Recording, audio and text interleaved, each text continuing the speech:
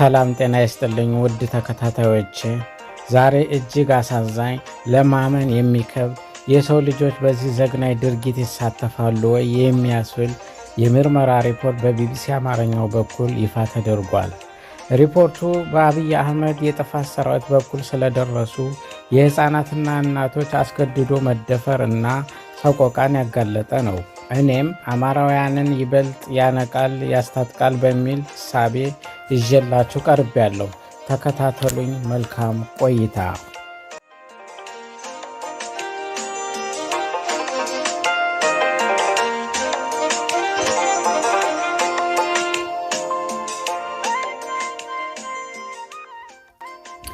ቢቢሲ የብልጽግናው አገዛዝ ወታደሮች በአማራ ክልል በንጹሐን ሴቶች ላይ የሚፈጸሙትን አስገድዶ መድፈር የሚያጋልጥ ዝርዝር ሪፖርት አወጣ።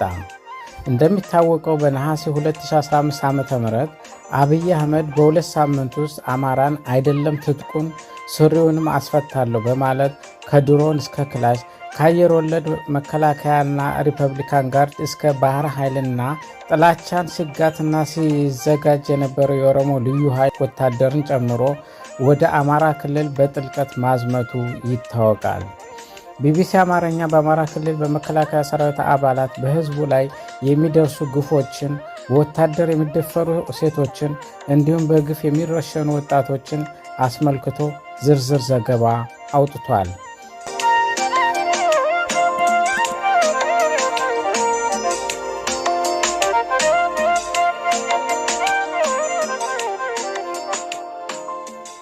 በዘገባው የባለ ታሪኮችን ስምና ማንነታቸውን የሚገልጹ ነገሮችን ለደህንነታቸው ሲል መቀየሩን አስታውቋል።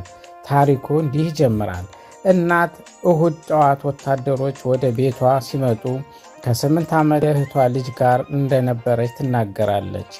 መከላከያው ታኅሳስ 27 2017 ዓ.ም የቤት ለቤት ፍተሻ እያደረገ ነበር። እናት የመከላከያ ሰራዊት የደንብ ልብስ የለበሱ 3 ወታደሮች ደቡብ ጎንደር ወደሚገኘው ቤታቸው እንደመጡና ስለማንነቷ እንዲሁም ፋኖች ከምትሰራበት ጠላ ቤት በመምጣት ፋኖች እዚህ ቤት ይመጣሉ ወይ ብለው ይጠይቋታል። የ21 ዓመቷ እናትም አዎ ፋኖች ይመጣሉ በማለት መለሰችላቸው። እንዴት ብለን እንዋሻለን፣ እንዴት ብለን እንክዳለን የምትለው እናት ነገሮች ወዲያው ብዙም ሳይቆዩ ተካረሩ ትላለች። ስለ ቤተሰቦቿ ማንነት ከጠየቋት በኋላ እናት ወታደሮቹ በአጸያፊ ቃላት እንደሰደቧት ትናገራለች። ከዚያም ሕፃኗ ማልቀስ ስትጀምር በመሳሪያቸው እንዳስፈራሯት ታስታውሳለች። አንደኛው ወታደር በሌሎች ወታደሮች እርዳታ በእህቷ ልጅ ፊት እንደደፈሯት ተናግራለች። እንዳይጎደኝ ተማጸንኳቸው፣ ታቦታትን እየጠራሁ ለመንኳቸው፣ ግን ልባቸው የደነደነ ነበር፣ አበላሹኝ።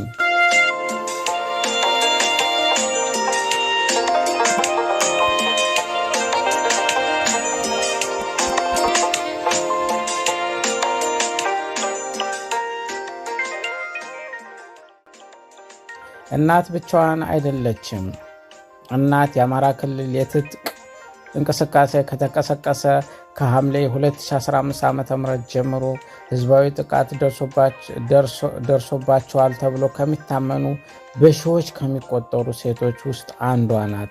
ምንም እንኳን እውነተኛው ግጭት ነክ የወሲባዊ ጥቃት መጠን ሪፖርት ባለመደረጉና ባለመመርመሩ በትክክል ባይታወቅም ቢቢሲ ያሰባሰበው መረጃ ከሐምሌ 2018 እስከ ግንቦት 2017 ዓ.ም ድረስ ከ8 ዓመት እስከ 65 ዓመት ዕድሜ ያላቸው በሺዎች የሚቆጠሩ አማራዎች ያስገድዶ መደፈር ጥቃት እንደደረሰባቸው ያመለክታል።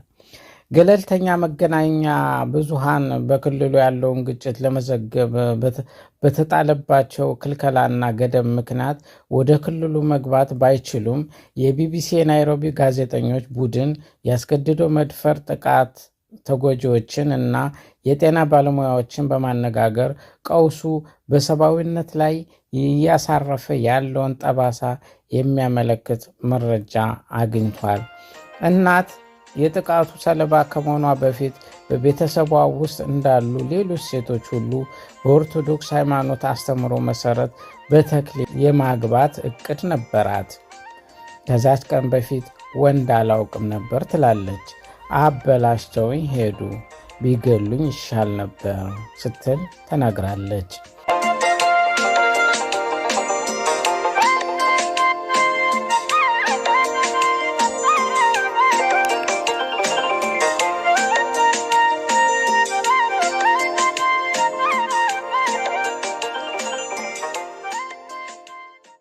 ሌላዋ የ18 ዓመቷ ትዕግስት የምዕራብ ጎጃም ነዋሪ ስትሆን የመደፈር ጥቃቱ ከመፈጸሙ በፊት በቤተሰቦቿ ሻይ ቤት ትሰራ ነበር።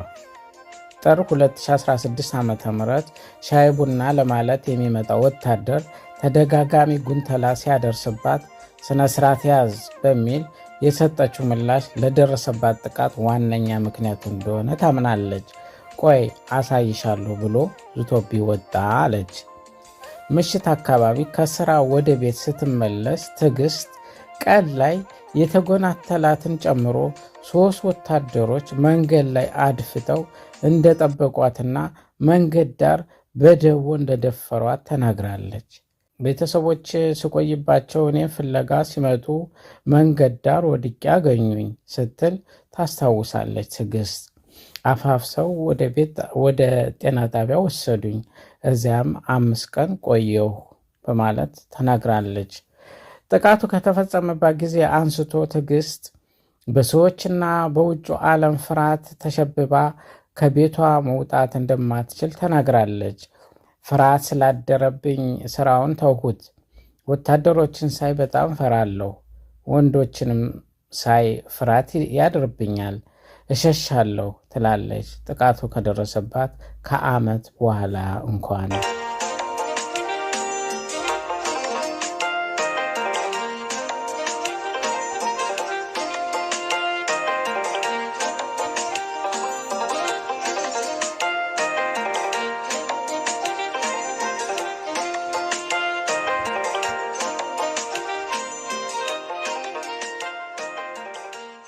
ትዕግስት የምታውቀው ሕይወት እንዴት እንደተመሰቃቀለ ስትገልጽ ከእጮኛዋ ጋር መለያየቷን እና ምን እንደተፈጠረ ምክንያቷን እንዳልነገረችው ትገልጻለች። በተስፋ መቁረጥ ስሜት የተዋጠችው ትዕግስት ራሷን ለማጥፋት ብትሞክርም ቤተሰቦቿ በጊዜ ደርሰው አትርፈዋታል። ከዚህ ጊዜ በኋላ ትዕግስት በተደጋጋሚ ራሷን ለማጥፋት አስባ እንደነበር ሳትደብቅ፣ ነገር ግን ለቤተሰቦቿ ራሷን ለማጥፋት በድጋሚ እንደማትሞክር ቃል መግባቷን ተናግራለች። ቢቢሲ በአማራ ክልል ስለተፈጠረው ቀውስ መረጃ ለማግኘት 4% ከሆኑት የክልሉ 43 የጤና ጣቢያዎች እና የሕክምና ምንጮች መረጃዎች መሰብሰቡን ይገልጻል። በእነዚህ ተቋማት ከሐምሌ 18 2015 ዓ.ም እስከ ግንቦት 2017 ዓ.ም ድረስ 2697 ደግሟል 2697 ሰዎች ያስገድዶ መደፈር ጥቃት እንደደረሰባቸው ሪፖርት አድርገዋል። ከነዚህም ውስጥ 1300 የሚሆኑት ከ18 ዓመት በታች የሆኑ ሕፃናት ታዳጊዎች ናቸው። ከተጎጂዎች ውስጥ ከግማሽ በላይ የሚሆኑት በደረሰባቸው ጥቃት በአባላዘር በሽታ ሲያዙ፣ በርካቶች ደግሞ ለእርግዝናና ለከባድ የሥነ ልቦና ቀውስ ተዳርገዋል። ይሁን እንጂ በርካታ የወሲባዊ ጥቃት ተጎጂዎች መገለልን በመፍራት የአባላዘር በሽታ መያዛቸውን ወይም መጸነሳቸውን ላለማሳወቅ የተፈጸመባቸውን የመደፈር ጥቃት ሪፖርት ማድረግም ሆነ የሕክምና አገልግሎት ማግኘት አይፈልጉም። ለዚህም ነው በደህንነት ስጋት ስማቸውን እንዳይጠቀስ የፈለጉ አንድ ከፍተኛ የጤና ባለሙያ በአማራ ክልል ግጭት ወደ ጤና ተቋማት የመጡ ተጎጂዎች ከባህሩ በጭልፋ ናቸው የሚሉት።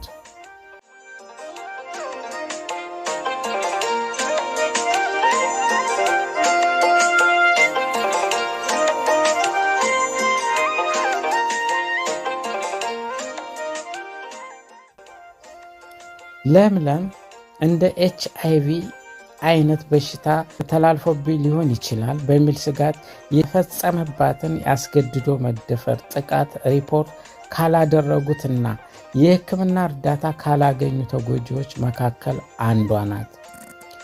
ሶስተኛዋ ሰለባ የ23 ዓመቷ የደቡብ ጎንደር ነዋሪ ታህሳስ 28 2017 ዓ.ም የመንግስት ወታደሮች በተለመደ እንቅስቃሴያቸው መሳሪያ ያለውን ሰው ጠቁሚን ብለው መረጃ ፍለጋ ወደ ቤታቸው መምጣታቸውን ትናገራለች። የሚፈልጉትን መረጃ ባለመስጠቷ አንደኛው ወታደር ከዛተባት በኋላ እንደደፈራት ተናግራለች። ጩኸት ብታሰሚ አንድ ጥይት ነው የሚበቃሽ ብሎ አስፈራራኝ ትላለች ለምለም። 1 ወር ሙሉ አለቀሱ። ምግብ አይርበኝ፣ ስራዬ ማልቀስ ብቻ፣ ቆሜ ለመሄድም ተቸገሩ፣ ህመምተኛ ሆንኩ ስትል በማልቀስ ተናግራለች። ማህበረሰባዊ ሐሜትን በመፍራት ጭንቀት ውስጥ መግባቷን የምትናገረው ለምለም ከቤተ ክርስቲያን መራቋንም ተናግራለች። ሴት ሆኖ መፈጠር ያስጠላል፣ ወንድ ብሆን ደብድበው ጥለውኝ ይሄዳሉ እንጂ እንደዚህ ህይወቴን አያበላሹትም ነበር ስትል ለምለም የደረሰባት ጥቃት ቁስል በሴትነቷ ላይ ያሳደረባትን ከባድ ስሜት ታብራራለች። እያለቀሱ በፍርሃት እየተንቀጠቀጡ ለማውራት እየከበዳቸው ነው የሚመጡት ሲሉ አንድ የጤና ባለሙያ የተጎጂዎችን ስሜት ይገልጻሉ። ሆኖም ወደ ጤና ተቋማት የሚመጡ ተጎጂዎች የአጥቂዎቻቸው ማንነት ለመናገር እንደሚፈሩና ፍትህን ፈልገው እንደማይመጡ ባለሙያዎች አመልክተዋል።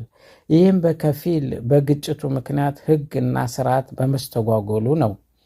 ቢቢሲ ያነጋገራቸው የጤና ባለሙያዎች ለሕክምና ወደ ጤና ጣቢያ ተቋማት የሚመጡ ተጎጂዎች በእርግዝና ፍርሃት ምክንያት መሆኑን ተናግረዋል።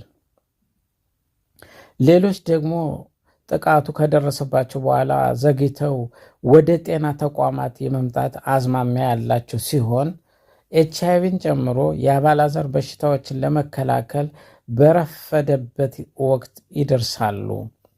በተለይም በጎጃም አካባቢዎች ዘግይቶ ወደ ሕክምና ተቋም የመምጣት አዝማሚያ ከፍተኛ ሲሆን አብዛኛዎቹ ተጎጂዎች አፋጣኝ የእርግዝና መከላከያ ፖስት ፒል እንዲሁም የኤችአይቪ ቅድመ መከላከል አይወስዱም ብለዋል።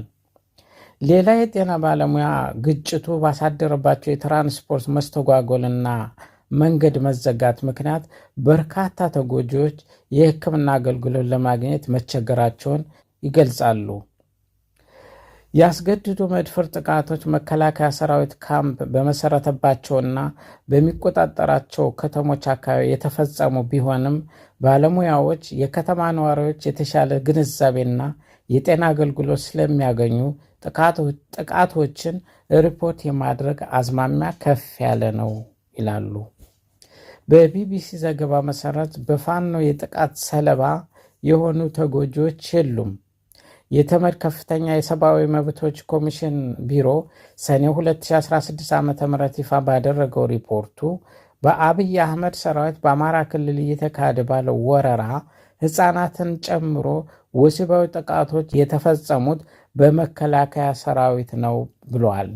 የአፋብኃ ቴዎድሮስ እዝ ምክትል ሰብሳቢና የፖለቲካ ጉዳዮች ኃላፊ አቶ አስረስማረ ዳምጤ ለቢቢሲ እንደገለጹት ተዋጊዎቻቸው ያስገድዶ መድፈር ጥቃቶች ፈጽሞ እንደማይፈጽሙ ገልጸው የቀረበባቸው ክስም እንደሌለ አረጋግጠዋል።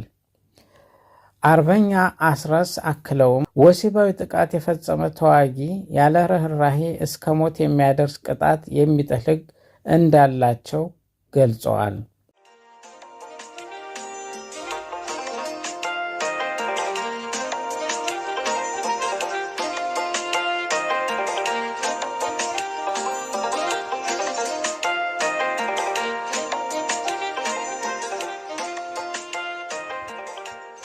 ውድ አማራውያን፣ ከዚህ በላይ ውርደት፣ ከዚህ በላይ የቁም ሞት ከቶ የት አለ?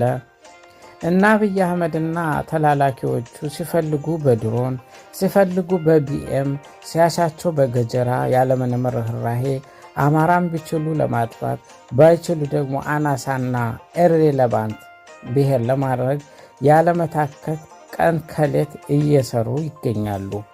አማራ ይህን አስከፊ መደፈር፣ ውርደት፣ ሞትና ስደት ለመቋቋም ብሎም ለማሸነፍ በ1% ሳይሆን በ100% አቅሙ ሊታገል እንደሚገባ የቢቢሲ ሪፖርት ሕያው ምስክር ነው።